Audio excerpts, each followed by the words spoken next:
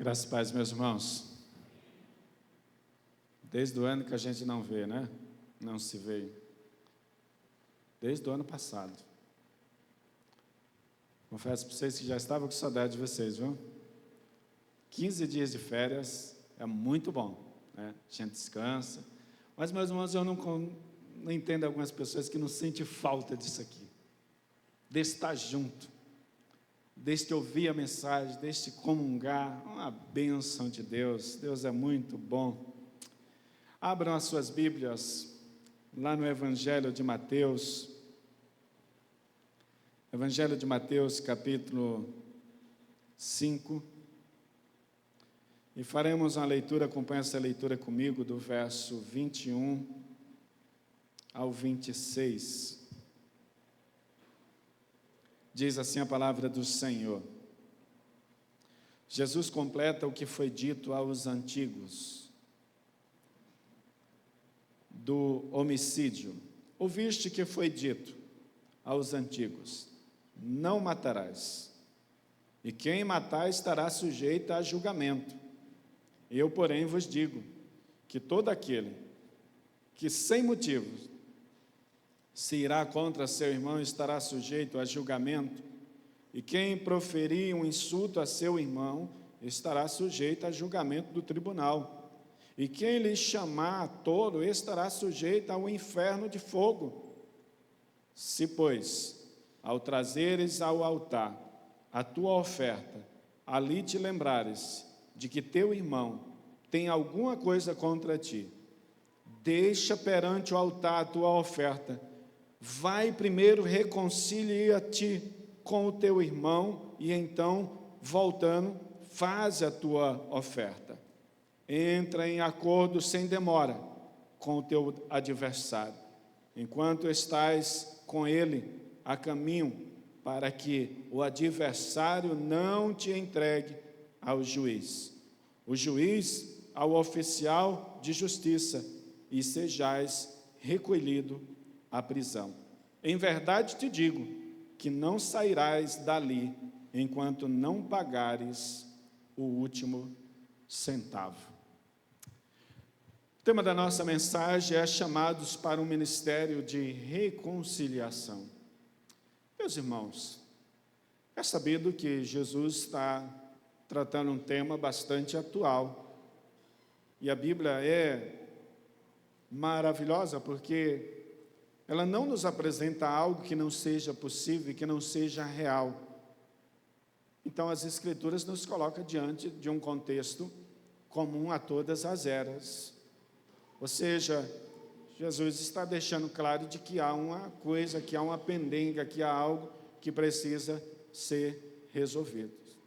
O ideal divino é que haja harmonia em nossos relacionamentos. Porém, é sabido que até mesmo no ambiente familiar, estendendo-se à igreja, há pessoas com relacionamentos rompidos, e o pior é que nem todos procuram praticar a lição pregada por Jesus nesse texto. Se a ideia é se você saber, olha que interessante, se você saber que o teu irmão, se você saber que o outro, vai até ele. Isso deixa muito claro, né?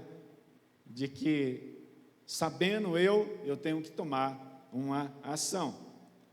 Pois para o Evangelho, meus irmãos, preservar a ira, manter inimizades, conservar o ódio, enfim, quebrar o relacionamento fraterno sem disposição para praticar o perdão e a reconciliação, tudo isso, segundo as Escrituras, constitui-se em pecado, que separa as pessoas de Deus. Como assim? Você já deve ter encontrado alguém que na sua história vai dizer desse jeito: ah, eu não fui lá por causa do fulano. Obviamente que isso não serve como desculpa, mas você fica claro que alguma coisa precisa acontecer e alguma coisa precisa ser solucionado. Então, quando você está livre disso, você segue adiante.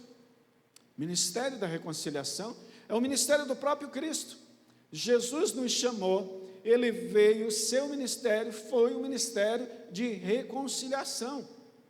Por quê? Porque éramos inimigos de Cristo, éramos inimigos de Deus. Talvez a sua pergunta então seja de como as pessoas não crentes podem receber a pregação do amor por aqueles que vivem a contender entre si. Meus irmãos, é muito triste quando pensamos isso, porque logo nós caminhamos para as informações do nosso tempo. E o que nós vemos hoje é motivo de vergonha para o Evangelho. Quando você se depara com pessoas se engalfinhando nas redes sociais, levantando a sua placa, a sua denominação. E se nada contribui para o Evangelho? Obviamente que não. Muitos estão passando distante desse mandamento, dessa palavra de Jesus. Esse texto, meus irmãos, é conhecido como Sermão do Monte. Veja bem, dessa porção do Sermão do Monte de Jesus, especificamente nesses versículos que podemos compartilhar com os irmãos, nós tiramos algumas lições preciosas que devemos considerar para as nossas vidas. Eu sei, talvez você diga, pastor, eu estou bem com todo mundo, eu sou da paz, eu sou do amor, louvado seja Deus. Mas a pergunta é, você está bem com o outro está bem com você? Essa é a questão. E veja bem, os conflitos, eles surgem, meus irmãos, de forma muito sorrateira. Não é assim? Surge no relacionamento familiar. É um olhar, é uma fala. E nós somos sempre tentados a ir alimentando isso. A ir alimentando.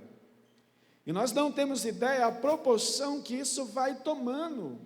Então nós precisamos aprender da parte do Senhor, de que de fato, se o ministério de Cristo, meus irmãos, se a sua vinda até nós foi um ministério de reconciliação, nós precisamos nos policiar e olhar para as nossas vidas e entender de que nós precisamos seguir os passos do Senhor Jesus. Então aprendemos algumas lições, tiramos no mínimo 3 lições desse texto. E a primeira lição que tiramos desse texto é de que a reconciliação é um mandamento divino. A reconciliação é um mandamento divino. Não se trata do carisma do outro, não se trata de empatia, não se trata de olhar para o outro e entender se ele merece ou não a sua atenção. Não se trata disso. Não se trata do que você vai ganhar com isso. É um ministério que exige a abnegação, seguimos os passos do Senhor Jesus e constitui-se em um mandamento divino.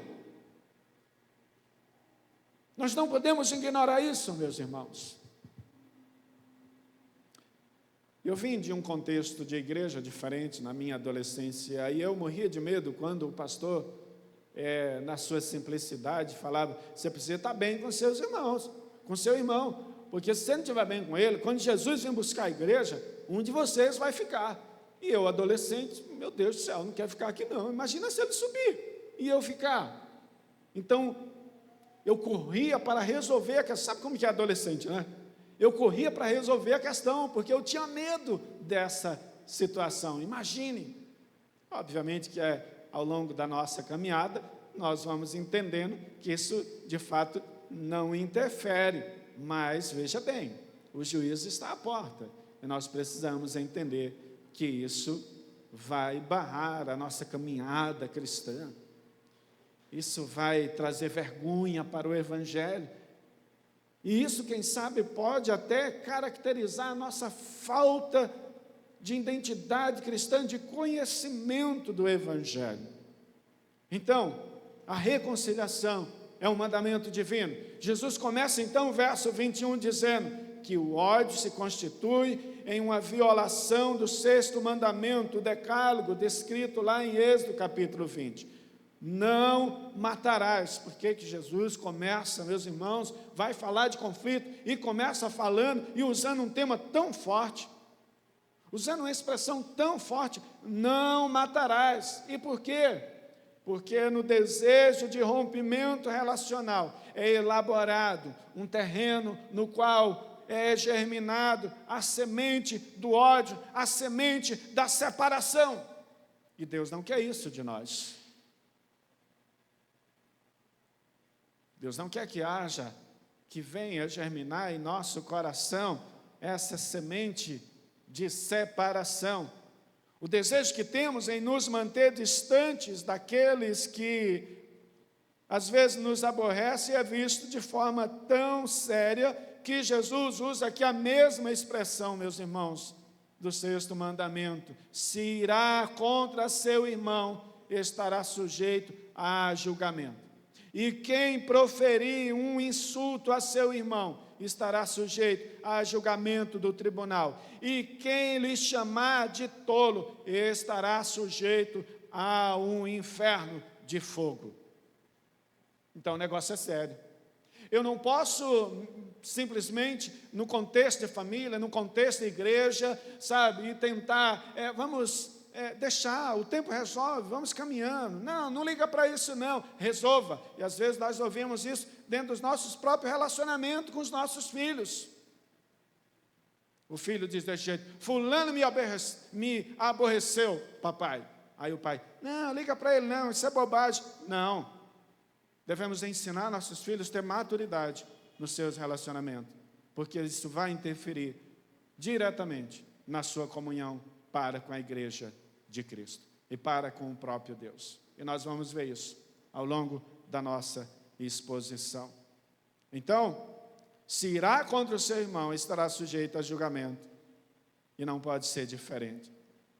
Sujeito, olha só, ao inferno de fogo. As leis judaicas, meus irmãos, tinham sanções contra o insulto específico. Não é no nosso tempo, né?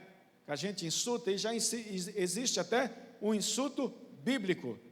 Já viram isso já? Você quer xingar alguém? Mula de Balaão, filho de Belial, tudo isso tem expressões extremamente ofensivas. Vai lá procurar saber quem que é a mula de Balaão. Vai lá saber quem que eram os filhos de Belial.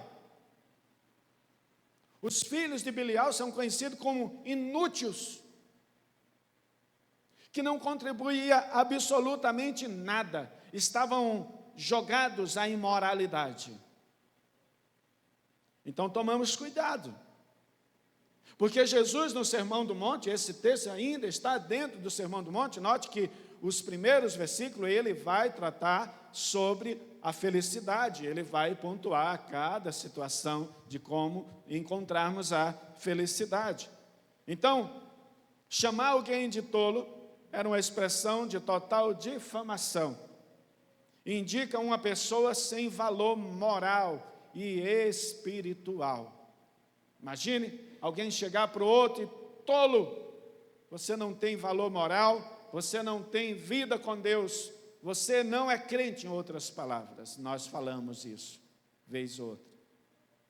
Precisamos tomar cuidado, porque a reconciliação é um mandamento. A palavra também era usada quando o ofendido reagia de modo insensato. Em Eclesiastes, lá no livro de Eclesiastes, no capítulo 10, é dito que quando o tolo vai pelo caminho, falta-lhe entendimento. Por isso Jesus usa essa expressão do tolo para evidenciar a gravidade do que ele está falando e o que ele exige do seu povo, dos seus discípulos. Jesus então mostra que a agressão verbal, seja ela qual for, é a expressão de um rompimento relacional entre eles e para com Deus. E isso tem implicação eterna. Porque, veja bem, nós somos um corpo, um organismo vivo, nós caminhamos junto, nós andamos junto, nós caminhamos em direção ao mesmo objetivo. Somos salvos em Cristo. Não podemos simplesmente deixar de expressar esta unidade de propósito por meio dos nossos maus relacionamentos, por não sabermos lidarmos com os nossos conflitos. Jesus então mostra que esta agressão, seja ela qual for, ela não pode ser tratada de forma que não seja séria. Olha só, se alguém diz, eu amo a Deus, e aborrece, João vai falar, usar a mesma expressão usado aqui no Sermão do Monte, aborrece o seu irmão, é mentiroso. Eu amo a Deus, mas eu vivo em um relacionamento conflituoso, aborrecendo, indignando-se. Eu desvio o caminho, eu invito pessoas do mesmo convívio, da mesma crença, do mesmo conhecimento. Como isso? Isso não pode ser visto diante dos olhos do Senhor como algo bom. Jesus então diz, quem lhe chamar de tolo, quem vive em ira contra seu irmão, quem lhe chamar de tolo, estará sujeito a um inferno de fogo. E a expressão usada aqui para inferno de fogo é uma referência a um determinado local, meus irmãos, local fora de Jerusalém, que era usado como depósito de lixo, um certo tipo de incinerador, e que no reinado de Acais e de Manassés também foi usado como lugar de sacrifício humano, conforme registrado lá em Crônicas 28. Então tome cuidado, isso é uma coisa séria. E tudo isso porque Cristo nos foi dado para um ministério de reconciliação. Então preciso colocar os meus relacionamentos em ordem, de modo que agrade a Deus. Estou falando para você que isso é algo fácil. É fácil? Tem gente que é difícil. É ou não é? Tem camarada que é difícil. Mas é dever de nós cristãos. Pastor, somente com aqueles que são da família da fé? Não, com seu vizinho, com seus amigos. Porque você está testemunho de um amor, de abnegação. Você está testificando de alguém que se doou em nosso lugar, sendo nós maus, inimigos de Deus. Ele veio e nos trouxe a reconciliação, e nós somos recebidos diante do Senhor. Como símbolo do julgamento terrível de Deus, o profeta Jeremias profetizou dizendo que esse lugar, do qual é descrito em 2 Crônicas, seria chamado de Vale da Matança. Meus irmãos, o não matarás tem suas minúcias que às vezes nós não damos conta. O que é matar alguém? É eliminar. É como os repórteres do nosso tempo falam, CPF cancelado. Não é assim? Queremos que vá embora, não queremos estar do lado, não queremos aproximação. Jesus está tocando num ponto muito sério da vida relacional. E que a igreja carrega um ministério de amor, de perdão, de misericórdia. Logo mais estaremos, meus irmãos, diante da ceia do Senhor. Logo mais nós vamos participar da expressão do amor de Deus por nós.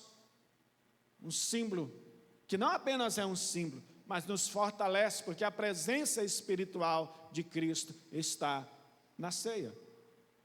Mas nós não podemos simplesmente participar, querendo comunhão com o Pai, querendo comunhão com Deus, sendo que não estamos em comunhão com os nossos irmãos. Como símbolo de julgamento terrível, Jeremias deixa claro de que Essa ideia é de matança, é de separar, é de exterminar. E se a sua pergunta é a esse respeito, seja o que isso quer dizer? Isso quer dizer que a nossa comunhão, nossos laços relacionais com os nossos irmãos não são menos importantes que a nossa relação para com Deus. Pertencemos ao mesmo corpo, comemos do mesmo pão.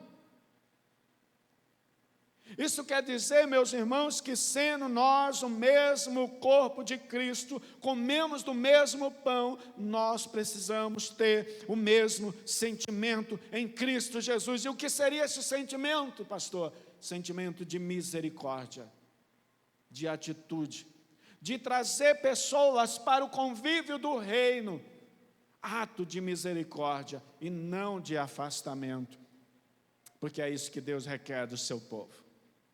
Você precisa resolver aquilo que está pendente na sua carreira cristã. Nós precisamos resolver isso. Meus irmãos, e quem está falando para você é alguém que constantemente também é desafiado. A maioria da minha família, grande parte, não é crente. E a gente precisa saber lidar. A gente precisa ser misericordioso. Mas o triste é quando isso acontece dentro da nossa própria família da fé. No reino de Deus não há lugar para separação, para discórdia, para o ódio ou coisa desse tipo. Isso configura a insensatez de nosso coração pecaminoso. E sabendo disso, não nos resta outra coisa a não ser feita senão a reconciliação, o desejo de aproximação, o romper as cadeias da separação e ir em direção ao outro.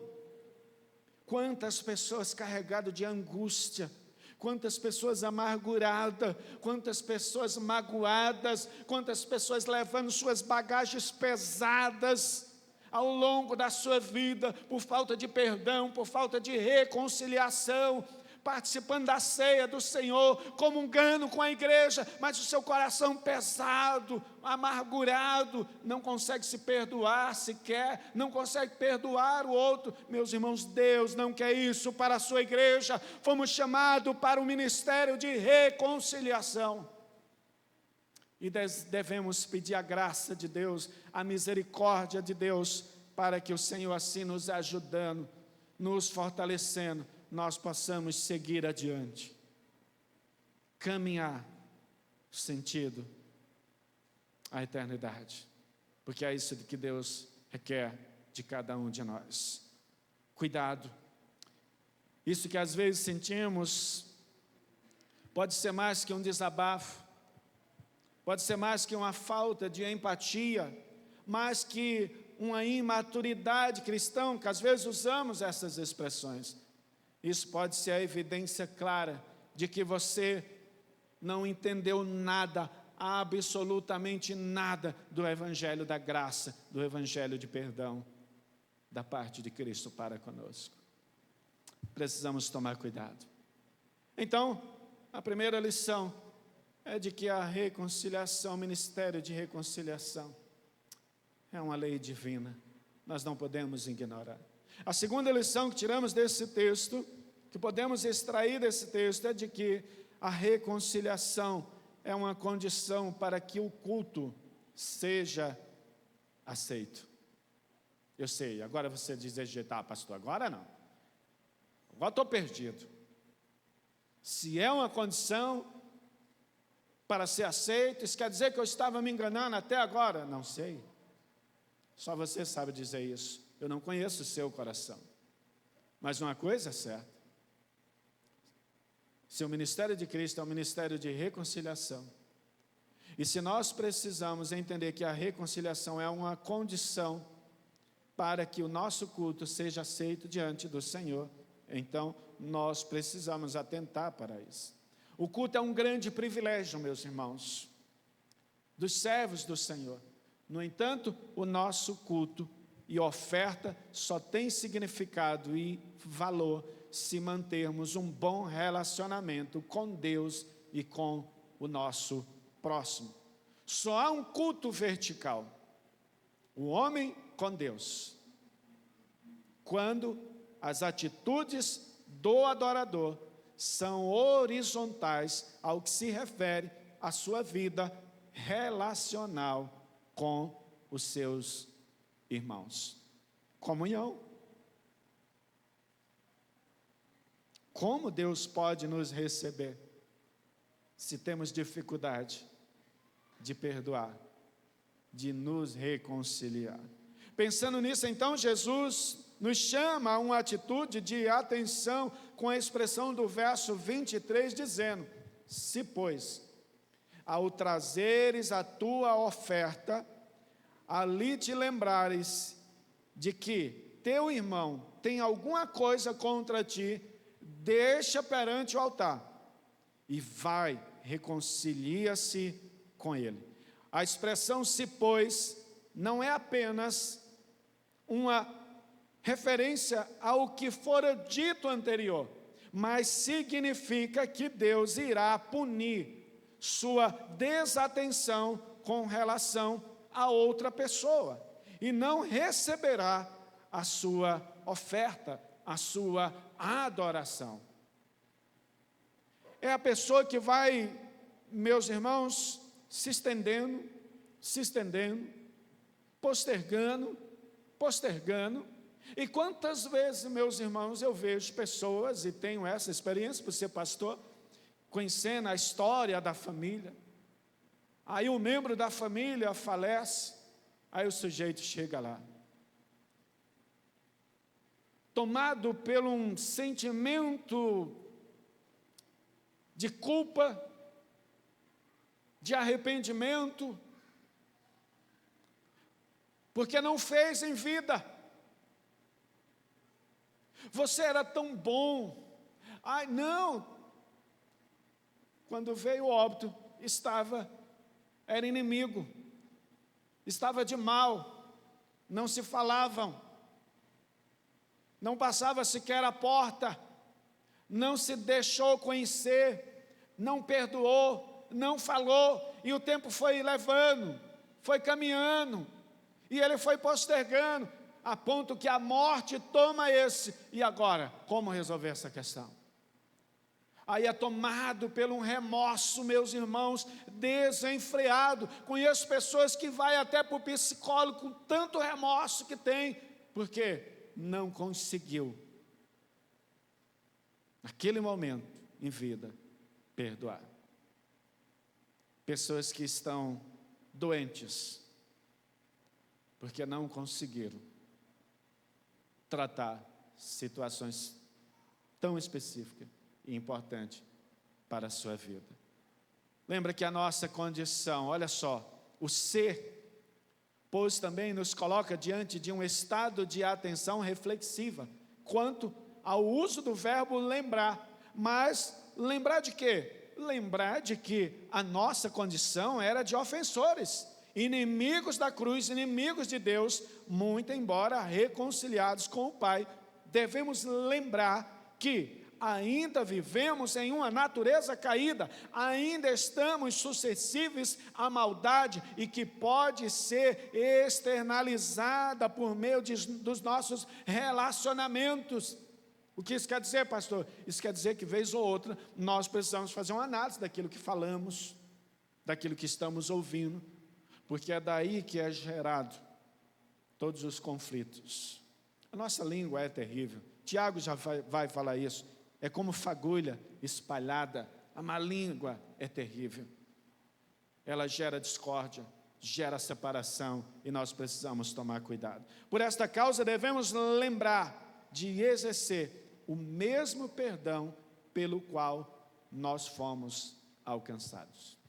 Pastor, eu já perdoei, mas o fulano não perdoou, o fulano não quis mais andar comigo, não quis reconciliação. Meu irmão, segue a tua vida. Não há nada que você possa fazer, mas siga liberto. Não traga outro sobre a sua mochila, não traga outro amarrado à sua cintura, como dizendo desse jeito: ele não me perdoa. Se perdoe e siga adiante, porque é isso que Deus requer de nós. O verbo lembrar é para dizer que em nossa adoração não pode haver qualquer falta que nos remeta à lei de Deus. Caso isso seja a nossa realidade, nesse momento, lembremos-nos que também, que é em Cristo e por meio dele que obtivemos a perfeita reconciliação com o Deus Pai. Meus irmãos, não tem como pensarmos nas palavras de Jesus e atentarmos para que precisamos estar sempre atento aos desafios relacionais do nosso tempo. Sabendo disso, é exigido no uso do verbo reconciliar, do verso 24, que haja uma mudança por completa na sua voz ativa, significa mudar os nossos próprios sentimentos em relação ao outro, tornando-se o próprio agente de reconciliação. Obviamente que no nosso texto nós não vamos entender isso, mas quando nós olhamos para o texto grego, me permito usar essa expressão, você vai encontrar justamente essa transição, de que se exige do verbo aqui uma mudança de ação da nossa parte, de ambas as partes, mas daquele que vai também liberar, em especial, liberar o perdão. O que na voz média passiva indica uma ação que já aconteceu, está reconciliado com Deus, o que significa, o que fica claro de que você não será capaz de experimentar a perfeita reconciliação e comunhão com o seu irmão, sem que antes clame ao Senhor por tal atitude. Jesus não está propondo algo que não seja possível. Jesus está propondo algo que já aconteceu. Mas o que aconteceu, pastor? A nossa reconciliação com Deus. Então nós somos capacitados, meus irmãos, ao perdão, à reconciliação. Sendo essa é a exigência para todo adorador, logo o culto não é uma criação de princípios, o culto não é uma criação e princípios instituído por mim mesmo, mas sim de princípios exigidos pelo próprio Deus, que nos chama para o culto de louvor e adoração. Então, ou seja, a reconciliação é uma exigência para que o nosso culto seja aceito diante de Deus. Meus irmãos, o judeu, ele não convidava alguém para sentar à mesa se não tivesse uma perfeita comunhão com essa pessoa. Eu sei que essa ideia de sentar à mesa é muito banalizada no nosso tempo, mas no tempo de Jesus, naquele tempo, sentar à mesa, um judeu sentar à mesa, convidar alguém, abrir as portas da sua casa, fazer uma refeição, tinha um significado extremamente importante. Significava intimidade, significava propósito. Então nós precisamos considerar de que isso nós já recebemos da parte do Senhor e precisamos evidenciar isso por meio dos nossos relacionamentos. Como que isso se dá? Cuidando uns dos outros, atento às necessidades uns dos outros, atento à própria fragilidade, às falhas uns dos outros, disposto a perdoar. Portanto, antes que você, em sua imaginação, esteja pensando sobre o que o pregador ouviu ou deixou de ouvir, eu aconselho, meus irmãos, que ao apresentar-se a Deus em adoração, você tenha esse princípio no seu coração antes de qualquer coisa. Porque quando trazemos a mensagem à igreja, não é porque ouvimos ou deixamos de ouvir alguma coisa, mas acredite, a probabilidade de nós estarmos aqui e se essa uma questão de alguém, aquela questão acirrada, é muito grande. É ou não é? Nós vivemos conflito nos nossos lares. Nós não vamos experimentar conflitos no convívio relacional dos nossos amigos, dos nossos irmãos. Claro que enfrentamos, meus irmãos. precisamos atentar para isso e buscar a graça e a misericórdia do Senhor. Por fim, a terceira e última lição que aprendemos é de que a reconciliação, ela não é apenas um mandamento, ela não é apenas uma exigência para o culto, mas a reconciliação é uma atitude que requer urgência. Eu preciso encarar a reconciliação como uma necessidade urgente, pois eu estou diante de Deus. Estou diante do Senhor que me chama a esta urgência. O texto vai dizer isso, verso 25 a 26. Entra em acordo sem demora com o teu adversário, enquanto estás com ele a caminho, para que o adversário não te entregue a juiz, o juiz ao oficial de justiça e sejas recolhido à prisão. Em verdade te digo, não sairás dali enquanto não pagares o último centavo. No verso 25 ele diz, entra em acordo sem demora. É uma dívida. Note, ninguém aqui se sente confortável quando recebe uma cartinha do Serasa, não é? Preza pelo nome, não é assim? Meu Deus do céu, o que aconteceu? Isso tira, não sei você, mas isso tira a minha paz de uma forma absurda. Eu até tenho que me policiar quanto a isso. Não é verdade? Então você, sabendo que o teu nome está em jogo, que você pode ser mal visto, que isso pesa, você logo quer resolver, quer pagar a sua dívida. Querido, nós amamos postergar situações. Tem gente que está vendo a fagulha acesa e sabe que não vai acabar bem, mas por conta do orgulho, prefere fingir que está tudo bem. Como que um milagre, o outro vai acordar no outro dia, vai bater na porta dele, vai dizer, gente, liga para isso não. Então ele fica lá. E tem aquele que diz, eu não ofendi ninguém. Estou tranquilo, estou em paz comigo mesmo.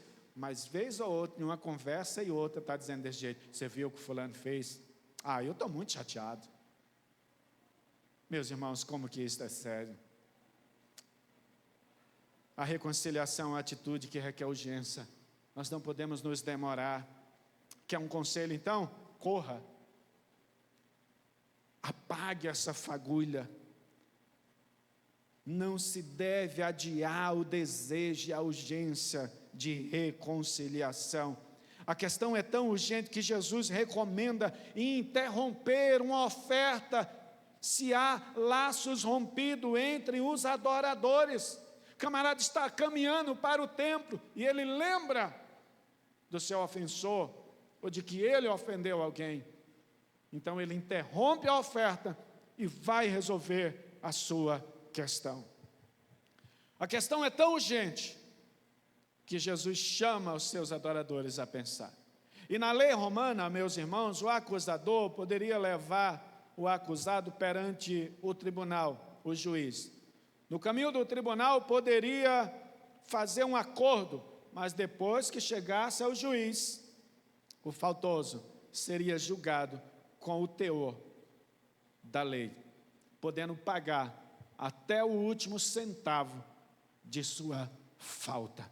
Jesus pagou um preço caro por conta da nossa desobediência, por conta da nossa inimizade com o Pai.